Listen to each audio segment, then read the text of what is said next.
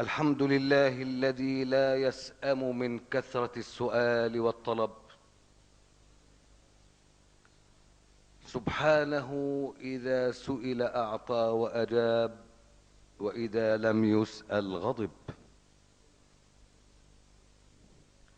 أعطى الدنيا لمن يحب ومن لا يحب، ولا يعطي الدين إلا لمن أحب ورغب. رزق الأمان لمن لقضائه استكان، ومن لم يستكن انزعج واضطرب.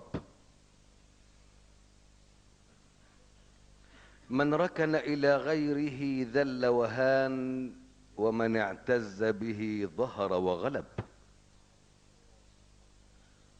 من تبع هواه فرأي شيطان ارتآه، ومن تبع هداه فإلى الحق وثب.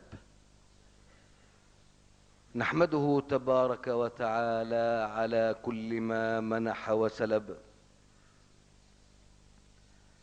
ونعوذ بنور وجهه الكريم من العناء والنصب، ونسأله الخلود في دار السلام حيث لا لغو ولا صخب. وأشهد أن لا إله إلا الله، له الملك وإليه المنقلب. هو المالك وهو الملك، يحكم ما يريد فلا تعقيب ولا عجب. بل هما القبضتان، فقبضة الجنة لرحمته، وقبضة النار للغضب. احتجب سبحانه عن الخلق بنوره، وخفي عليهم بشدة ظهوره. أفلح من التزم الأدب. نخاف الله ونخشاه، ونرجوه ونتمنى رضاه، والعفو منه مرتقب. نحب الصلاح ونتمناه، ونكره العصيان ونتحاشاه. فهل ذاك يكفي لبلوغ الأرب؟ سؤال في نفوسنا تساءلناه، وأمل في قلوبنا تمنيناه. تبارك من إذا شاء وهب. وأشهد أن خاتم المرسلين هو محمد بن عبد الله بن عبد المطلب.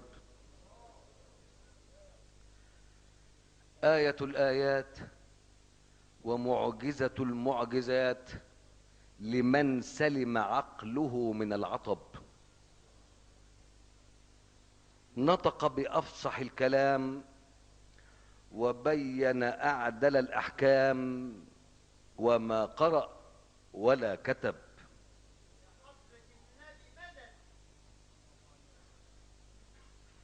تأمل في حياته وتدبر، وتمعن وانظر، وهاك بعض النسب. الأب يموت ولا يراه، والأم تسلمه لغريبة ترعاه، فلا حنان ولا لعب. عم كفله ورباه، وعم هو أسد الله، وعم يصلى نارا ذات لهب.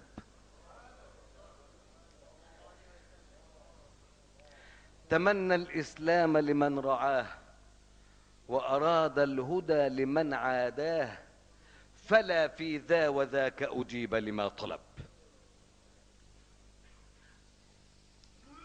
زوجة حنون تكبره بأعوام، يعيش معها في وئام وسلام، وفجأة تغير الحال وانقلب. رسالة لم تتحملها الجبال، وعشيرة يرى منها الأهوال، وتنتقل الوليفة إلى بيت في الجنة من قصب. رزق منها البنات والبنون فاختطفتهم منه يد المنون، فلا وريث ولا عصب. هموم وآلام وليل لا ينام، ونهار للجهاد قد اصطحب. لم ينعم بلذيذ الحياة ولم ينل فيها ما تمناه، والموت منه قد اقترب. ووري في التراب وجهه الأنور، وغطي بالأكفان جبينه الأزهر، بعد شديد مرض وتعب. لم يورث منه مال بل علم تناقلته الأجيال، ونور في الآفاق قد ضرب. حبيبي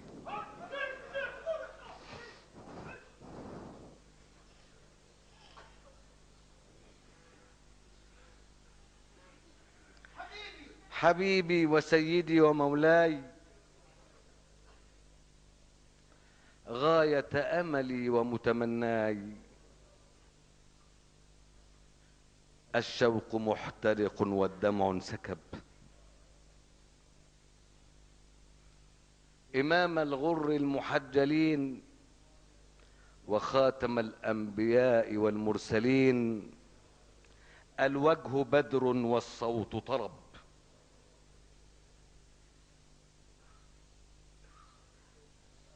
حبيبي وقدوتي ومتمناي، سيدي وأملي ومولاي، تنوع الكلام والحب السبب. حبيب قلبي وأملي وشفيعي، مهجة روحي وقدوتي ونور بصري،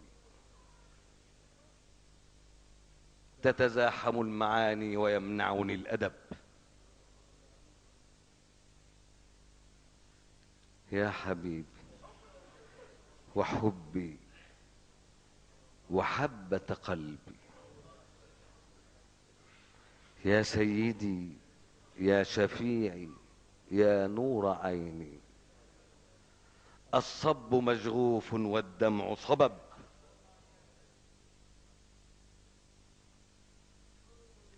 فهل وهل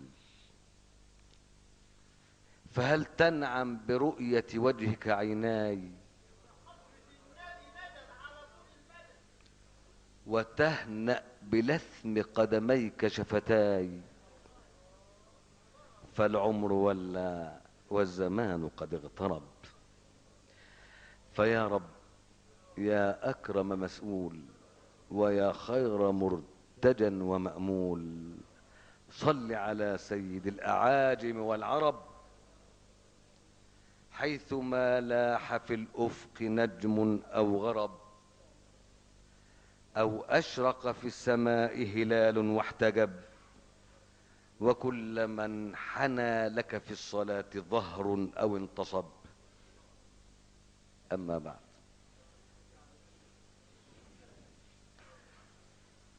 فما زلنا مع قصة الصديق الذي نأى بنفسه عن المعصية ورغب. أمر يوسف بأن يكتب الخبر، وأمرت امرأة العزيز أن تستسمح زوجها وأن تستغفره على خطيئتها، وظهرت براءة يوسف. ويبدو أن يوسف الصديق نفذ ما أمر به، فكتم الخبر لكن امرأة العزيز وقد غلبها حبها وشغفها لم تصبر عن الكلام، فأسرت به إلى بعض النساء. يقول الله تبارك وتعالى: وقال نسوة في المدينة امرأة العزيز تراود فتاها عن نفسه قد شغفها حبا إنا لنراها في ضلال مبين. تكلم النساء وتكلمن سرا وشاع الخبر، فمن أين أتاهن الخبر؟ لابد وأن الحب العنيف الذي شعرت به امرأة العزيز واستعر في قلبها وبلغ شغاف قلبها لم تقدر معه على الكتمان، ويبدو أنها استمرت في الاحتيال على يوسف ومراودته، حيث جاء التعبير بالمضارع الذي يفيد الاستمرار والمداومة، وقال نسوة في المدينة بضم النون وبكسرها قراءتان. وقال نسوة في المدينة امرأة العزيز تراود، لم يقلن راودته بل قلن تراود، إذن فالمسألة مستمرة. نسوة في المدينة أي أشعن الخبر في المدينة، فكلمة المدينة ظرف أو هي صفة. نسوة في المدينة أي قالت النساء، نساء المدينة.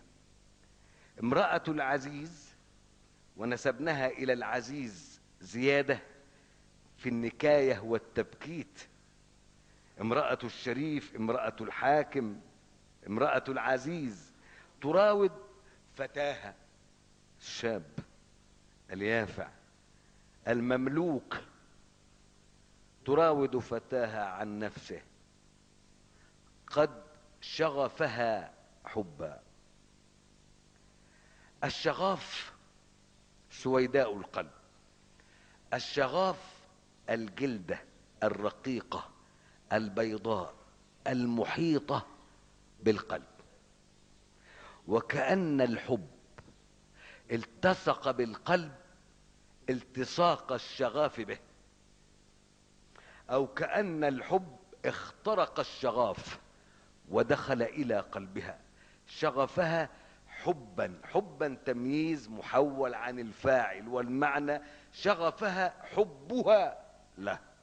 الحب شغفها، شغفها حبا، وقرئت شعفها حبا. الشغف الجلدة المحيطة بالقلب، والشعف سويداء القلب. شغفه الحب تمكن منه وغلبه، شعفه الحب أحرق قلبه. شعفها حبا أي أحرق حبها له قلبها، قد شغفها حبا إنا لنراها في ضلال مبين. شغف بالأمر شغفا فهو مشغوف، شغفها حبا إنا لنراها في ضلال مبين. فلما سمعت بمكرهن سميت الغيبة مكرا، لأنها في السر كما يمكر الماكر سرا، أو حين أسرت لهن بالأمر أفشينه وفضحنها، فعبرت عن ذلك بالمكر. فلما سمعت بمكرهن أرسلت إليهن وأعتدت لهن متكئا. والكلام فيه حذف مختصر بالحذف، تقدير المحذوف: فأرسلت إليهن تدعوهن إلى طعام فجئن فحضرن فأعددت لهن متكئا. أرسلت إليهن وأعتدت من العتاد، كل ما جعلته عدة لشيء فهو عتاد. أعتدت لهن متكا، أعتدت لهن متكاء، أعتدت لهن متكئا. المتكأ المكان الذي يتكأ عليه، من تكئ يتكئ أو اتكأ يتكئ اتكاء، وهو الميل على أحد الشقين في الجلوس، الميل على أحد الجنبين في الجلوس، وهي جلسة المترفين. ولا يصح للمسلم أن يأكل متكئا، فقد نهى النبي صلى الله عليه وسلم عن ذلك. اعتدت لهن متكئا. وقال البعض المتكئ نوع من أنواع الطعام يحز بالسكين. اعتدت لهن متكئا وآتت كل واحدة منهن سكينا. السكين سمي سكينا لأن به تسكن حركة المذبوح ويذكر ويؤنث. اعتدت لهن سكين، اعتدت لهن متكئا وآتت كل واحدة منهن سكين، وقال تخرج عليهن. أعدت لهم المجلس وهيأته بالوسائد والنمارق، وجلسنا مستريحات، وأعطت كل واحدة في يدها سكينا، وأعدت لهم من الطعام ما يقطع بالسكين. لما فعلت ذلك؟ هل كانت تتوقع أن يشغلن بوجهه ويشغفن بنوره فيقطعن أيديهن؟ أم أرادت أن يخرج فيرى جمعا من النساء بأيديهن السكاكين فيخاف ويهاب ويفزع؟ ماذا أرادت؟ هل أرادت أن توقعهن فيما وقعت هي فيه؟ اعتدت لهن متكئا وآتت كل واحدة منهن سكينا، وقال تخرج عليهن. فلما رأينه، والكلام مختصر، أي فخرج، وقال تخرج عليهن فخرج عليهن. فلما رأينه أكبرنه. أكبره عظمه وهابه، أكبرنه عظمنه وهبنه، وقطعن أيديهن. والتقطيع للمبالغة يفيد التكثير، فيبدو أنه لم تسلم واحدة منهن. حين رأينا وجهه ورأينا نوره ورأينا جماله، ذاك الجمال الرائق والحسن الفائق، شغلنا به وشغفنا به، فجرت السكاكين في أناملهن دون أن يشعرن بألم. قطعن أيديهن أي خدشنها وجرحنها، وقلن حاشا لله ما هذا بشرا إن هذا إلا ملك كريم. وقلن حاشا لله، وقلن حاشا لله بالألف، وقلن حاش لله، وقلن حاشا لله، وقلن حاشا الله ما هذا بشر، ما هذا بشرا، ما هذا بشرا إن هذا إلا ملك كريم. حاش حرف، حاش فعل، قولان. حاش التي هي حرف أو اسم فعل، حاشا لله أي معاذ الله، تنزيها لله عز وجل من صفات التقصير، تعجبا من قدرته على خلق مثل هذا الجمال. حاشا لله، معاذ الله. او حاشا لله اي تبرئة ليوسف مما اتهم به، فذاك الكمال وتلك العصمة وتلك العظمة لا تقع فيما يغضب الله. او حاش من الحاشية، والحشا وهي الناحية. حشا او ذهب الى حاشية فلان، الى ناحيته. حاشا اي ابتعد يوسف عما ارادته منه مخافة لله. حاشا لله اي حاشا يوسف وابتعد في ناحية عما تريد منه من اجل الله، او ذهب الى جناب وجنب الله عز وجل. حاشا لله ما هذا بشرا. ما هنا تعمل عمل ليس، ليس هذا بشرا، وقرئت بالرفع على لغة تميم وإهمال عمل ما هذا بشر، وقرئت ما هذا بشرا. الشراء والبيع مصدر عبر به عن تعجبهن من أن يكون هذا الوجه المنير والضوء الباهر عبدا يباع ويشترى. ما هذا بشرا اي لا يمكن ان يكون مملوكا او عبدا يباع ويشترى. ما هذا بشرا ان هذا الا ملك كريم. التنزيه ليوسف والتشبيه بالملائكة اما لجماله الفائق الذي لم يعهد في بشر، واما لعفته وعصمته كعصمة الملائكة. فلما رأينه أكبرنه وقطعن أيديهن وقلن حاش لله ما هذا بشرا إن هذا إلا ملك كريم. ما هذا إلا ملك، لا يمكن أن يكون من البشر.